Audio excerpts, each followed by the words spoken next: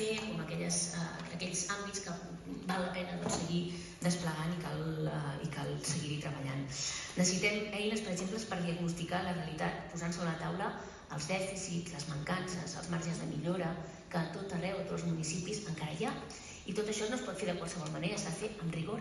Per això, iniciatives i eines com la certificació, que avui és objecte de debat, és importantíssim, perquè posa rigor, endreça, posa mètode a tot aquest avenir, a tot aquest avanç.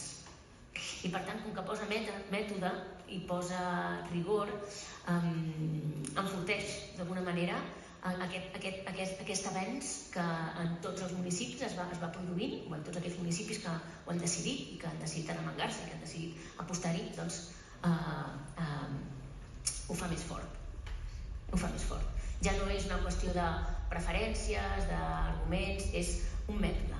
I el mètode, jo que vinc una mica d'aquesta especialitat, com abordar la realitat, com abordar-la de manera metòdica, com podem anar assolint aquells progressos, aquells objectius, aquelles fites col·lectives i compartides d'una manera que permetin avançar i consolidar-nos,